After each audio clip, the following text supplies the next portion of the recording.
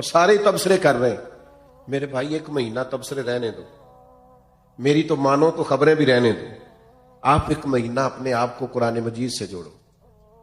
آپ کوشش کرو خوب توجہ کے ساتھ اللہ کی عبادت. اور ایک تیسری عبادت جو بڑی اہم ہے رمضان میں, اور وہ ہے اللہ کے راستے میں خرچ کرنا, خیرات کرنا, سخاوت کرنا. یہ سخاوت صرف امیر آدمی کی ڈیوٹی نہیں. غریب ذرا زیادہ غور سے سنیں کیا کہہ رہا ہوں. نبی پاک علیہ السلام نے فرمایا تم ایک کھجور اللہ کے راستے میں دیتے ہو نا, 1 کھجور, پھر سنو کیا عرض کر رہا ہوں, 1 کھجور تم اللہ کے راستے, کیا مثلا قیمت ہے آج 1 کھجور کی, اور ہمارے ہاں کیا حیثیت ہے.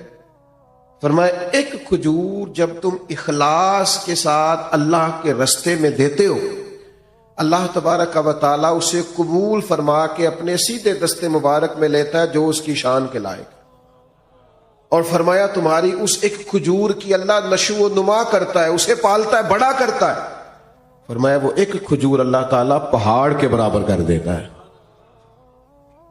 اور ایک یہاں تو 1 کھجور کی بات ہے نا, ایک حدیث میں حضور نے فرمایا دوزخ سے بچ جاؤ, چاہے کھجور کا 1 ٹکڑا صدقہ کر کے بچ جاؤ, لیکن دوزخ سے بچ جاؤ. کچھ خیرات, کچھ صدقات, اس کا مزاج پیدا کرے. اور ہمیں تو دین نے یہاں تک کہا ہے سخاوت یہاں سے شروع کرنے کا فرمایا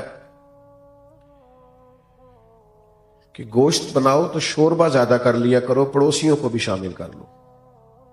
نبی کریم علیہ السلام نے فرمایا شوربہ ذرا زیادہ کر لو اور پڑوسیوں کو شامل کر لو. کچھ لوگ سخاوت کا مزاج نہیں رکھتے, وہ کہتے ہیں میں خود بڑا غریب ہوں. او بھائی بانٹنے کا مزاج تو بنائے, اللہ عطا بھی کرے گا. 2 آدمیوں کا کھانا 3 آدمی کھا سکتے ہیں, 3 کا 4 آدمی کھا سکتے ہیں. ہم نے دیہاتوں میں وہ بزرگ بھی دیکھے جو صرف اپنی پکی ہوئی افطار لے کے مسجد میں چلے جاتے تھے, کہتے تھے شاید کو مسافر بھی آ جائے تو میں شامل کر لوں گا. صرف اپنے لیے جو افطار کا سامان تھا اسی کو ذرا بڑھا کے لے جاتے کہ مسجد میں جا کے کھولتا ہوں روزہ, شاید وہاں مجھے کوئی مسافر مل جائے. سخاوت مال سے ہوتی نہیں اگر بندے کا دل بڑا نہ ہو تو, صرف پیسوں سے نہیں ہوتی اگر ظرف بڑا نہ ہو. اور بندہ غنی ہمیشہ دل کا ہوتا ہے. کتب حدیث میں پورا باب ہے کہ بندہ دل کا غنی ہوتا ہے. اس لیے درویش نے کہا تھا مالاں والے سخی نہیں ہوندے تے سخیاں کول مال نہیں ہوندا. مالاں والے سخی نہیں ہوندے تے سخیاں کول مال نہیں ہوندا. ہاں ایتھے اوتھے دوویں جہانی سخی کنگال نہیں ہوندا. یہ مت سمجھنا پھر اس کے پاس ہوتا کچھ نہیں, وہ کرتا سخاوت ہے, پر کیا بات, وہ کنگال نہیں ہو سکتا, ہر وقت اس کی جیب بھری رہتی. میرے بھائی خوب سخاوت کریں. نبی پاک علیہ السلام نے فرمایا کسی کو روزہ افطار کراؤ, جتنا ثواب اسے رکھنے کا ملے گا اتنا تمہیں افطار کرانے کا ملے گا. اور فرمایا یہ تو اس کے لیے بیان کیا جو صرف 1 گھونٹ پانی سے یا 1 کھجور سے افطار کرائے. جو پیٹ بھر کے کھلائے اس کا تو اجر وراء الورا. نبی پاک علیہ السلام کی سخاوت رمضان میں بڑھ جاتی. حضور قیدیوں کو رہا کرتے, بانٹتے, زیادہ سے زیادہ دیتے اللہ کے راستے میں. لیکن ہمارے ہاں سیاسی افطاریاں ہوتی ہیں. سیاسی یعنی اپنے اپنے تعلق والوں کو بلایا کسی VIP جگہ پہ, اور وہاں جناب بہترین اچھے کھانے بوفے شوفے لگائے. تو جو غریب بیچارے جن کا حق بنتا تھا, جن کے لیے ضرورت, وہ مجھے بچے کہنے لگے ہم روز دسترخوان لگاتے ہیں, بڑے لمبے خرچے. تو میں نے کہا بتاؤ کبھی کوئی امیر بھی آ کے بیٹھا ہے تمہارے دسترخوان؟ کہنے لگے نہیں, غریب لوگ ہی آتے ہیں. تو پھر میں نے کہا تم اللہ کی اس بات پر راضی نہیں ہو کہ رب کریم نے توجہ دلا دی ہے, یہاں آ جاتے ہیں غربا کہ چلے یہاں افطار کر لوں. بہت بڑی سعادت ہے. بہت سارے لوگ ایسے ہیں جن کو ضرورت ہوتی ہے, لیکن ہمارا مزاج یہ ہوتا ہے کہ ہم اس کو بھی نا رمضان کی افطاریاں بھی ان کو بھی دنیا داری بنا لیتے.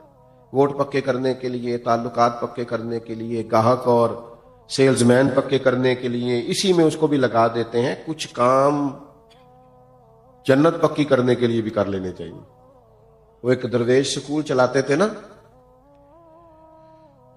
تو وہ جو بچہ بھی آ کے منت کرتا نا, ان کا وہ کلرک جو تھا, جو ایڈمن کا آدمی داخلہ کرتا تھا, تو فیس رکھی ہوئی تھی داخلے کی, تو وہ اس کے پاس لوگ جاتے, وہ فیس بتاتا, تو وہ آ کے ان سے کہتا جناب وہ فیس مانگ رہے, کہتے اس کو فری داخل کر لو, غریب ہے.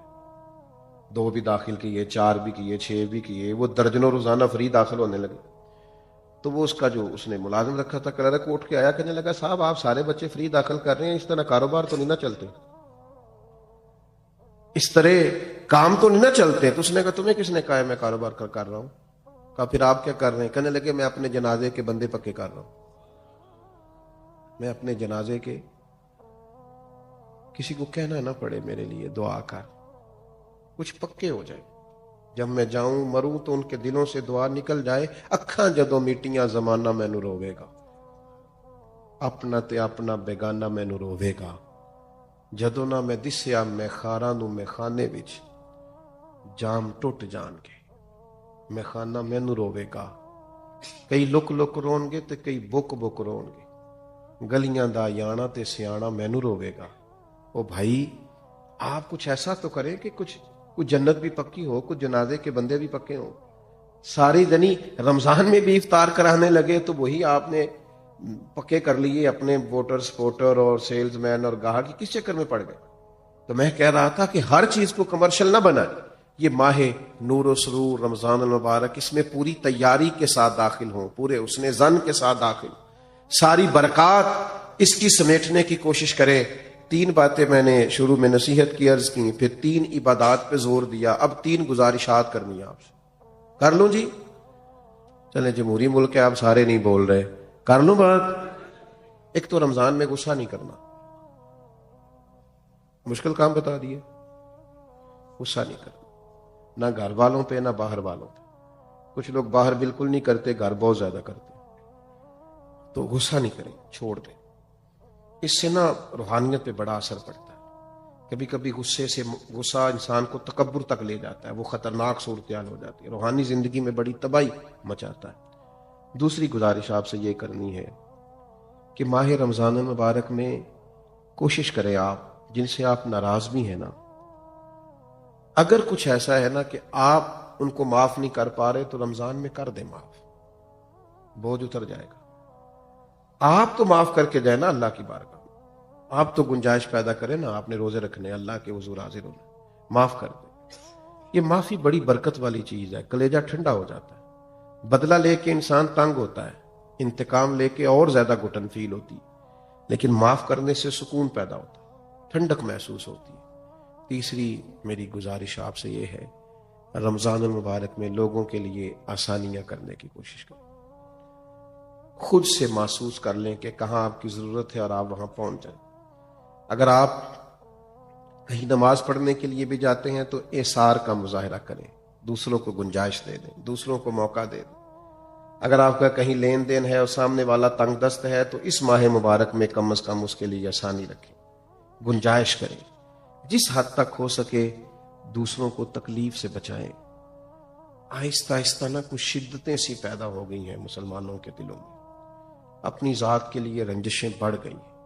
خوبصورت ترین لوگ بھی بعض اوقات حالات کے تقاضوں کی وجہ سے اس طرح کا معاملہ کرتے ہیں جو ان کی شخصیت کے ساتھ میچ نہیں کرتا. محسوس ہوتا یار تو بڑا عظیم آدمی ہے، تیرا نہیں بنتا یوں کرتا، تو بہت بڑے قد کاٹ کا آدمی ہے، تیرا معیار بڑا بلند ہے، تیرا نام بڑا اونچا ہے، تیری سوچیں اور تیرے وچار بڑے پائے کے ہیں، تجھے اس طرح نہیں کرنا چاہیے.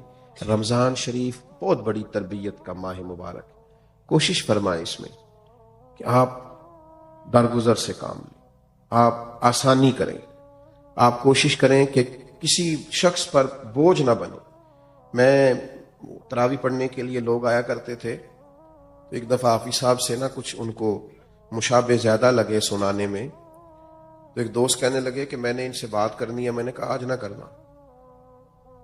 کہنے لگے کیا مطلب؟ میں نے کہا آج آپ نے بات نہیں کرنی، اس لیے کہ وہ پہلے خود بڑے ڈسٹرب ہیں، وہ جو زیادہ لگے ہیں نا ان کو درمیان میں جا کے وہ پچھلوں کی انہوں نے ٹینشن لی ہے کہ میں تو اتنا یاد کیتا سی کہ بڑے ہیں، تو آپ کو نہیں پتا تو بوجھ کیوں بنے ہم کسی کی طبیعت پہ. تو آج نہ سارے ان کو شاباش دے کے گزر جاتے ہیں تو کل بات کریں گے. تو اللہ نے فضل کیا کل ایسا ہوا ہی کچھ نہیں.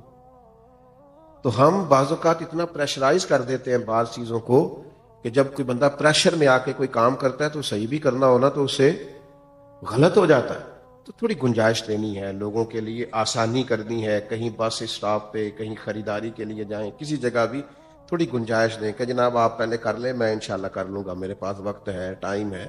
تھوڑا سا حوصلہ بڑا کر کے جئیں، جینے میں مزہ آئے گا، لطف اور سرور حاصل ہوگا. یہ بڑی خوبصورت بزم سجائی گئی اور پھر اتنے خوبصورت عنوان پر کہ ہم نے ان چیزوں میں سے ایک بہت بڑی چیز ہے انسان کی سوچ، اس کا گمان. اگر انسان کی سوچ اچھی ہو، خیالات مثبت آتے ہوں اور وہ گمان اچھا رکھتا ہو تو اس کی زندگی بہت ساری خوشیوں سے بھر جاتی ہے.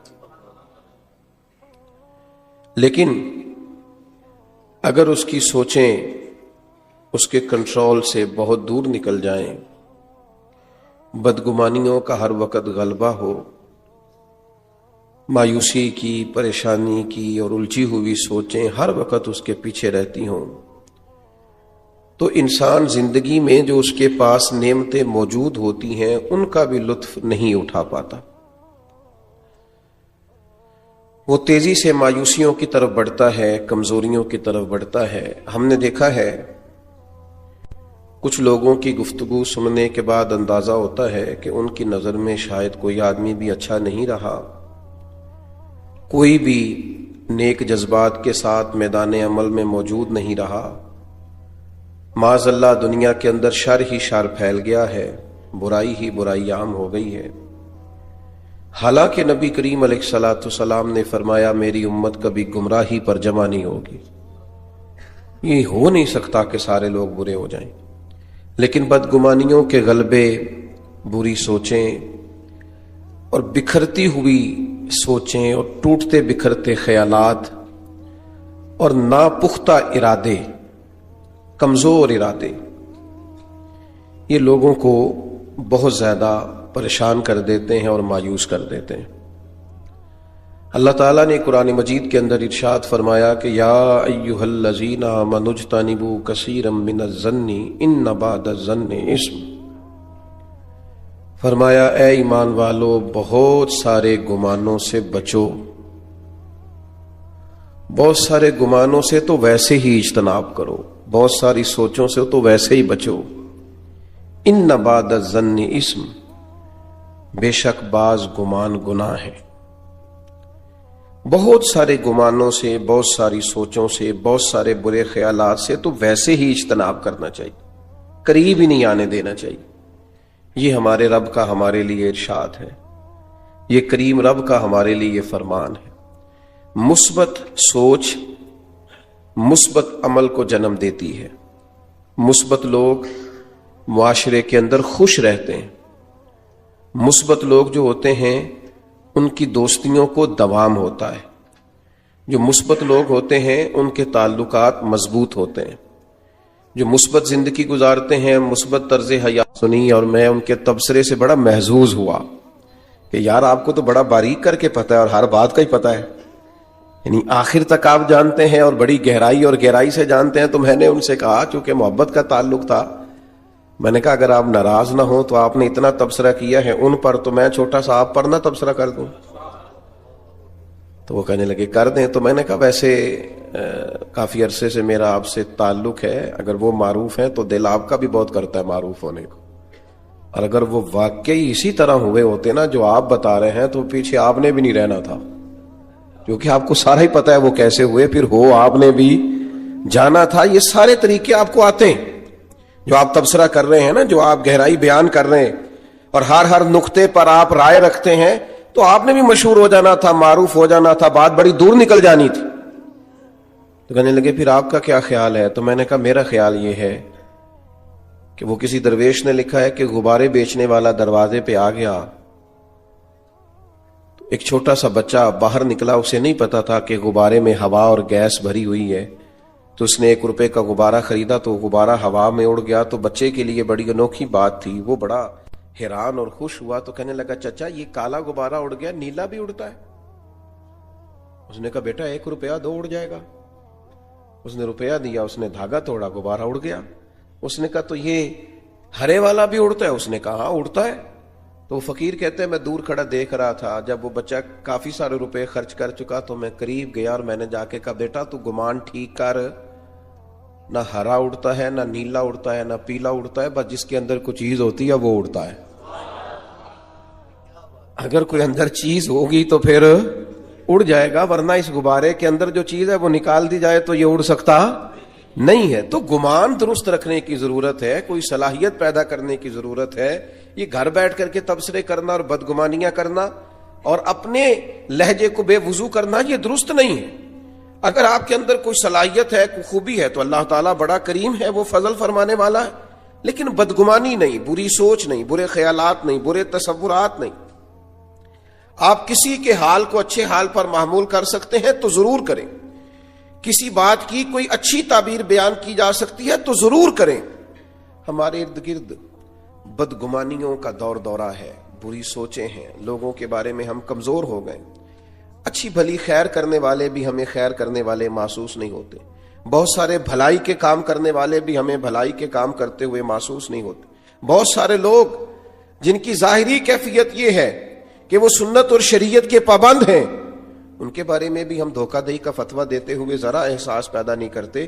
اچھی سوچیں، اچھے گمان، اچھے خیالات، خوبصورت تصورات، اللہ نے بڑی حسین دنیا بنائی ہے۔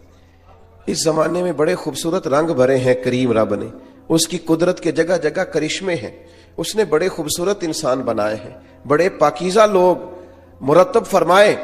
تو اللہ کی مخلوق میں سے حسن کو تلاش کرنا، اس کی کائنات میں سے خوبصورتیوں کو ڈھونڈنا، گمان بڑے اعلیٰ رکھنا، کیا خوبصورت جملے ہیں مسلم شریف میں۔ حضور فرماتے ہیں اچھا سوچنا بھی اچھی عبادت ہے، اچھا گمان بھی اچھی عبادت ہے۔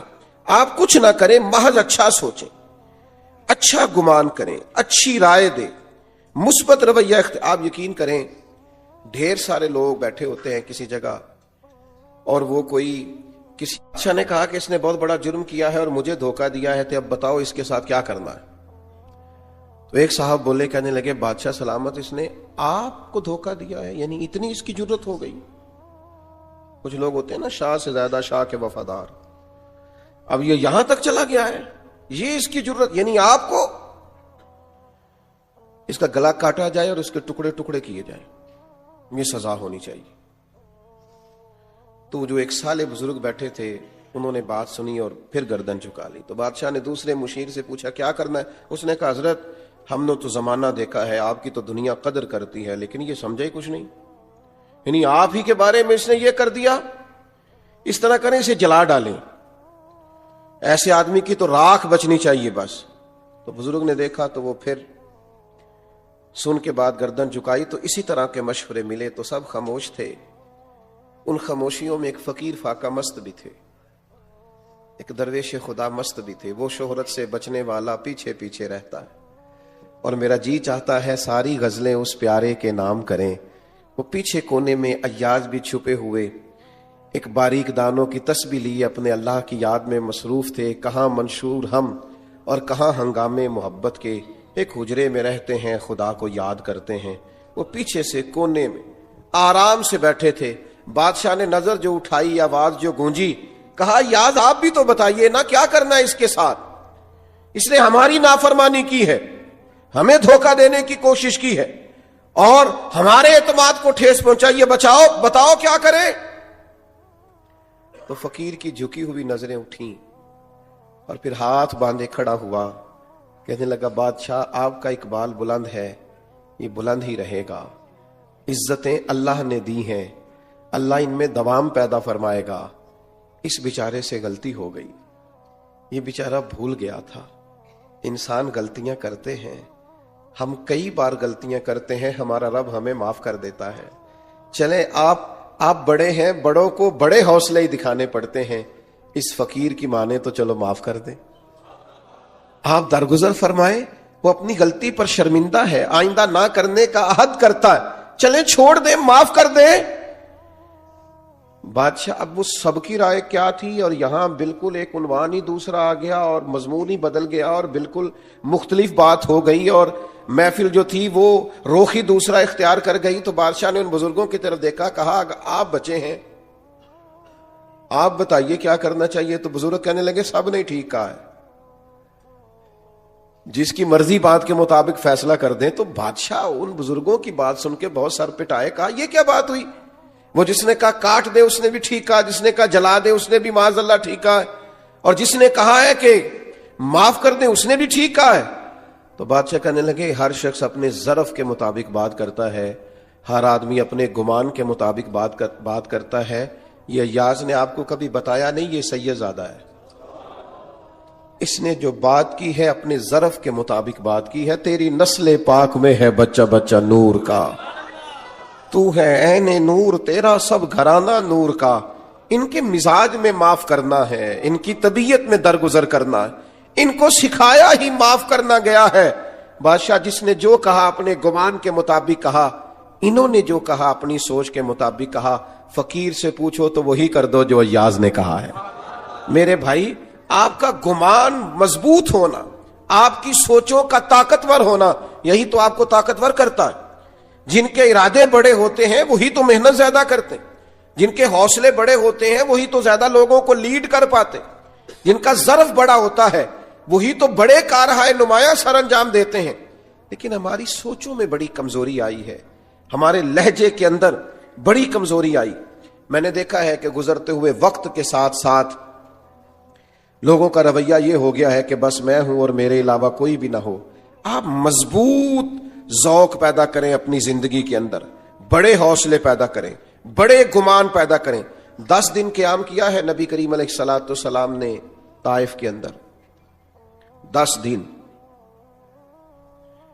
اگر آپ کی زیادہ توجہ ہو میری بات پر تو 10 دن حضور قیام فرما رہے اور ایک شخص نے بھی کلمہ نہیں پڑھا، بلکہ جو عربوں کا مزاج تھا نا، خوش آمدید کہنے کا اور مہمان نوازی کرنے کا اور مثبت رویہ پیش کرنے کا اور خدمت کرنے کا، وہ جو ان کے مزاج اور رواج تھا وہ بھی انہوں نے نہیں کیا کام۔ 10 دن حضور کا قیام رہا، الٹا انہوں نے پتھر مارے، اوباش نوجوانوں کو معاذ اللہ پیچھے لگا دیا، بہت ساری ذہنی، اعصابی اور جسمانی تکلیف دی۔ اتنے سخت رد عمل کے بعد نبی کریم علیہ السلام ایک باغ میں تشریف لے آئے، کریم تشریف فرما ہے، غلام ساتھ ہیں۔ غلام عرض گزار ہوئے یا رسول اللہ صلی اللہ تعالی علیہ وسلم، جو روایتی اخلاق ہے عرب کا یہ تو اس سے بھی بہت آری نکلے، حضور اتنی تکلیف دی، آپ کرم نوازی فرمائیں، ہاتھ اٹھائیں، دعا کریں یہ برباد ہو جائیں۔ آپ بندہ نوازی فرمائیں، ان کے لیے دعائیں ضرر کریں، تباہ ہو جائیں یہ۔ حضور فرمانے لگے کر دو دعا، یا رسول اللہ کر دیجئے۔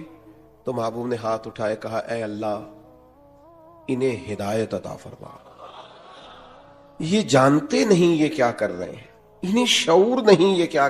آپ چھوٹے بچے کے بارے میں کہتے ہیں نا، ابھی بچہ اسے تو پتہ ہی نہیں، اس کا شعور ہی نہیں۔ سوچ ہوتی ہے نا ایک کہ بھئی بچہ ہے، نادان ہے، اسے کیا خبر ہو۔ تو کریم اللہ کے حضور عرض کرتے مالک انہیں شعور ہی نہیں ہے، انہیں پتہ ہی نہیں ہے یہ کیا کر رہے ہیں، تو انہیں ہدایت کا نور عطا فرما، تو ان کے حق میں فضل والا فیصلہ فرما۔ جب دعا ختم ہو گئی تو غلام عرض گزار ہوئے یا رسول اللہ صلی اللہ تعالی علیہ وسلم، ایک شخص نے بھی کلمہ نہیں پڑھا اور ان کا رویہ ہمارے ساتھ انتہائی سخت اور ترش رہا، لیکن حضور آپ نے پھر بھی ان کے لیے دعا فرمائی اور ہدایت کی دعا کی، حالانکہ ایک بھی نہیں مانا۔ تو یہ سوچ ہے نا، یہ گمان ہے نا، یہ رائے ہے نا، یہ وہ رائے ہے جو ہماری سوچوں کو پاکیزگی دیتی ہے اور حجاز کی پاکیزگی دیتی ہے۔ حضور فرمانے لگے اگر انہوں نے نہیں مانا تو میں ان کی بربادی کی دعا کیوں کروں، اگر یہ نہیں مانتے تو مجھے امید ہے ان کی آنے والی نسلیں مان جائیں گی۔ ہم نے اگلی نسل سے اچھی امید وابستہ کر لی، اگلی نسل مسلمان ہو جائے گی، کلمہ پڑھ جائے گی، دین کے اندر آ جائے گی، لیکن تباہی اور بربادی کی دعا نہیں کرنی۔ آپ اندازہ کر لیجئے نا آج ہمارے ہاں کتنی مایوس باتیں ہوتی ہیں، کمزور باتیں ہوتی ہیں، بدگمانیاں ہوتی ہیں۔ لوگوں کا خیال ہوتا ہے، وہ بعض دوست تو ایسی خبریں دیتے ہیں کہ ان کے پاس آپ 10 منٹ بیٹھے تو محسوس ہوتا ہے کہ آخری دن چل رہا ہے دنیا کا، وہ کل کچھ ہونے والا ہے۔ اتنی سخت ترین ان کے پاس کمزور خبریں ہوتی ہیں۔ اچھا گمان، اچھی رائے اور خوبصورت طرز کلام، یہ جو لوگ خوش رہنا چاہتے ہیں نا، اس کا بھی ایک ہی نسخہ ہے کہ سوچا اچھا کریں، مثبت رہا کریں۔ آپ یقین کریں کہ زندگی میں بہار آ جائے گی۔ بہت سارے لوگ زندگی میں دیکھے ہیں جن کو زیادہ پرواہ ہی نہیں ہے، خوش رہتے ہیں، آگے بڑھ جاتے ہیں. کسی نے کچھ کہہ دیا تو کہتے ہیں چلو کوئی حرج نہیں, کہہ دیا تو پھر کیا ہوا. ایک حدیث ہے مشکات شریف میں بڑی خوبصورت, زندگی میں بڑا کچھ اس کے مفاہیم سے سیکھنے کو ملتا ہے. کچھ لوگ نا جب ہار جاتے ہیں نا پورے طور پر, تو پھر وہ معاذ اللہ ثم معاذ اللہ نقل کفر کفر نباشت, پھر وہ گالم گلوچ پہ آ جاتے ہیں. جب دلیل کی دنیا سے ہار جاتے ہیں, پھر کمزور پڑ جاتے ہیں, تو ایسے رویے اختیار کرتے ہیں. عرب کے لوگ بھی جب پورے طور پر ہار گئے نا, کمزور پڑ گئے,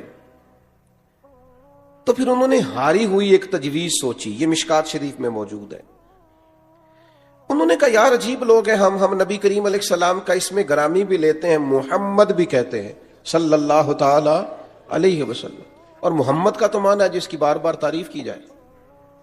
معاذ اللہ تعالی ہم ان کا اسم گرامی بھی لیتے ہیں جس کا مفہوم ہی یہ ہے کہ تعریف کی جائے, اور پھر ہم ان پر تنقید بھی کرتے ہیں. تو انہوں نے حضور کا نام نامی اسم گرامی معاذ اللہ بگاڑ کے لینا شروع کیا. مجھے بتائیے گا چڑھانے والا زیادہ خطرناک ہوتا ہے یا جو چڑھ جائے وہ؟ جو سخت بات کی ہے, لیکن فرمانے لگے یہ لوگ تو بھول ہی گئے تھے, میرا یہ نام اچھا کیا یاد کرا دی. تو صحابی نے آ کے عرض کی یا رسول اللہ صلی اللہ تعالی علیہ وسلم, وہ آپ کا نام بگاڑ کے لیتے ہیں, اور معاذ اللہ نام بگاڑ کے آپ کو برا بھلا کہتے ہیں. تو محبوب نے کیا جواب دیا؟ وہ بڑے پریشان تھے, اور جب آئے تھے تو ان کے لہجے کے اندر بڑی سخت قسم کی گرانی تھی کہ یہ ان کی جرت اور اس طرح کا ان کا رویہ. بڑی تکلیف میں تھے, پریشانی میں تھے, مایوس تھے, اور ان کے لیے سخت رائے رکھتے تھے. حضور نے کیا فرمایا؟ فرمایا یشتمیون مزمما ویلعنون مزمما وانا محمد صلی اللہ تعالی علیہ وسلم. فرمایا وہ کسی مزمم کو برا بھلا کہتے ہوں گے, کسی مزمم کو گالی دیتے ہوں گے, مجھے تو اللہ نے محمد بنا کے بھیجا ہے, میں تو محمد ہوں. پتہ نہیں کس کی بات کر رہے ہیں. جب آپ اس سوچ کے مطابق چلیں گے تو زندگی بڑی خوبصورت گزرے گی. جب آپ کا خیال ہوگا نا پتہ نہیں وہ کس کی بات کر رہا تھا, نہ جانے وہ کس کے بارے میں یہ تبصرہ کر رہا تھا, آپ خوش ہو جائیں گے. لیکن ہم کیا کرتے ہیں, وہ دو لوگ بیچارے جو دور کھڑے ہیں نا, وہ مفت میں ہم کھینچ کے لے آتے ہیں کہ میرے خلاف ہی باتیں کر رہے ہیں. او بھائی آپ اتنے اہم نہیں ہیں, ان کو کوئی اور کام بھی ہو سکتا ہے, وہ کوئی اور گفتگو کر رہے تھے. آپ کو کیوں ایسا لگتا ہے کہ سارا زمانہ آپ ہی کو ڈسکس کرتا ہے؟ اور بھی غم ہے زمانے میں محبت کے سوا, اور بھی بڑے کام ہیں لوگوں کو کرنے کے. آپ کو کیوں ایسا محسوس ہوتا ہے کہ سب آپ ہی کی بات کرتے ہیں اور سب آپ ہی کا ذکر کرتے ہیں؟ ڈھیر سارے لوگ ہیں جو آپ کو جانتے بھی نہیں ہیں, شمار بھی نہیں کرتے ہیں. دنیا کہیں اور بستی ہے, کسی اور جگہ پہ لوگ چیزوں کو دیکھتے ہیں. اچھا گمان رکھیں, اچھا سوچا کریں, اچھی رائے دیا کریں, مثبت طرز زندگی اپنائیں, خیر والا معاملہ کریں.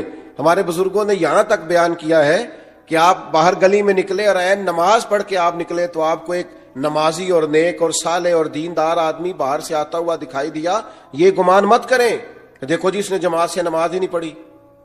یہ گمان کریں کہ ہو سکتا ہے وہاں پڑھ کے آ رہا ہو جہاں 15 منٹ پہلے ہو جاتی ہے. آپ اچھا کیوں نہیں سوچتے؟ مثبت رائے کیوں نہیں رکھتے؟ آپ خیر والا معاملہ کیوں نہیں کرتے؟ اچھے گمان. اور پھر میں نے بہت سارے لوگوں کے بارے میں لوگوں کو یہ کہتے ہوئے دیکھا ہے, دیکھو یہ آدمی جو ہے نا یہ فلاں معاملے کے اندر بڑا منفی کام کرتا ہے, دیکھو یہ فلاں کام. اچھا مجبوری نہیں سمجھتے, تکلیف نہیں سمجھتے. وہ کسی نے کہا تھا کہ کچھ تو مجبوریاں رہی ہوں گی, یوں ہی کوئی بے وفا نہیں ہوتا.